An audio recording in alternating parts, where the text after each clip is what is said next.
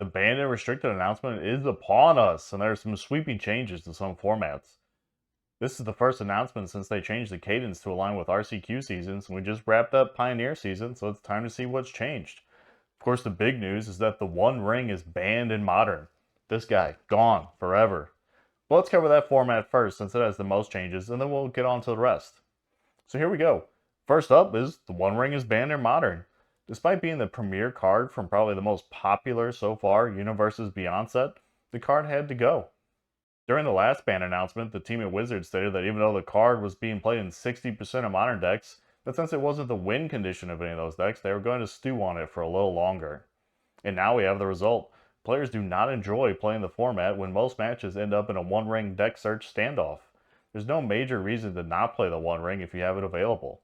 Requiring 4 colorless to cast makes it present anywhere you can find it, and despite being appropriately a legendary artifact lore-wise, this fact almost removes all the downside of using the One Ring by just playing a second copy and deleting the first due to the legend rule. Secondary to it being in many decks, it also has propelled Boros Energy to an inappropriately high play percentage in the format and win rate. That thing's out of control. So the second ban in Modern today is also targeting Boros Energy. That card is Amped Raptor, an uncommon, dead in Modern. The explosiveness and early mana boost of Amped Raptor is what got it targeted. Other cards like Flage, Ajani, and Guide of Souls were considered, but they were left alone as they were played in other decks, and Amped Raptor was the better choice to target just Boros Energy. Gigantha the Wellspring is also banned in Modern. Tell me how companions work. I don't understand them at all, so let me know in the comments. But the reasoning here is that the card is so useful that it limits deck building for other strategies just by being so good. Wizards hopes that by banning Gigantha, other archetypes will see some creativity. Gigantha is in 40% of Modern decks, which is generally about the threshold the card was deemed bannable prior to the One Ring reaching 60%.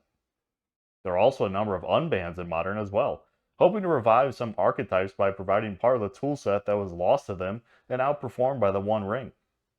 Green Sun Zenith was unbanned due to the lack of green creature decks in current Modern, originally banned in 2011 for much the same reason that Gigantha is banned now.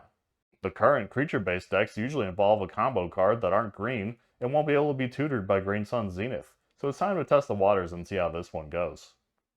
Mox Opal is also unbanned, with the intent to prop up artifact decks once again. Break out your Urza, the High Lord Artificers, because this is back on the menu. Wizards has some concerns about the early hand explosiveness, like with Amped Raptor, but are comfortable releasing this card back into the format as they don't believe it will give advantage to any of the current best decks. Faithless Looting is also unbanned. The card originally was banned in 2019 to prevent Hogak strategies, despite being used in multiple decks. Will Hogak come back? That's a rhyme. Now, with additional graveyard hate in Modern, it's time to test the waters to see if Faithless Looting is still too powerful or can add some spice to the format. The printing of several 0-mana cards in the Modern is the reason for the unbanning of Splinter Twin. The expectation is that the card can be dealt with by cards like Solitude, Force of Negation, Force of Vigor, and Flare of Denial.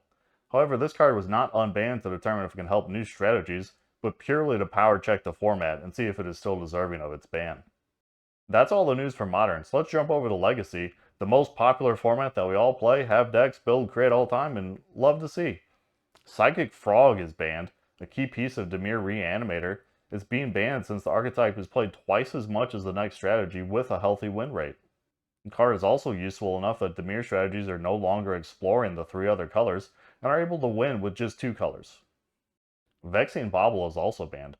This card is banned as the format is intended to have free counterspell magic. All the cards expected to deal with Splinter Twin in Modern are also expected to be played for free in Legacy. Vexing Bauble punishes opponents for tapping out, making this interaction unworkable. Similar to the One Ring card, it can be near ubiquitous as it only costs 1 colorless. There are no changes to Standard. Strategies that have evolved with the 3 Standard sets released so far in this year's rotation have propped up many new archetypes, and the team at Wizards saw no need to make a change. They don't even mention any cards that are being actively watched, even though I know some people still want to ban Sheoldred and Otraxa, but that's not happening. In Pioneer, Gigantha is also banned for the same reasons it was banned in Modern. The card is hurting the format's creativity by being too playable. Likewise, the card is banned in Explorer, as those 2 formats will continue to share a card pool and a ban list. There are no changes to Vintage, but Psychic Frog is having the opposite effect in Vintage that it had in Legacy. The Frog is taking away play share from Laura's strategies after the restricting of Vexing Bauble and Urza's Saga. As long as they are splitting time into different colors, neither will be banned until they oppress other strategies. There are no changes to Alchemy as well. Many new archetypes have appeared since Duskmourn was released. However, Orzhov Bats is being watched with the usefulness of Golden Sidekick. The win rate is still acceptable, but Wizards is implying here that they know of upcoming cards that counter this strategy, so they're leaving it alone for now. Historic has no changes at this time. Impressively, the format has no deck above 5% of the meta share, and several new decks have appeared after the release of Foundations. There are no changes inside of Brawl either, the digital-only format. Cards were rebalanced during the last announcement, and so far have been operating as intended. Specifically, Wizards says here that the 35 new commanders available from Foundations and their matchmaking are being monitored, and then they're being updated as those decks flesh out their true power level, so you don't have to worry about running into the same old new commander again. And that's all the formats, I think. Thanks for stopping in and watching today, but don't forget to get subscribed and be eligible for our Play Booster Box giveaway. It's coming up soon once we reach 300 subscribers, and it could be one of these two right here. Thanks for watching again. Take care.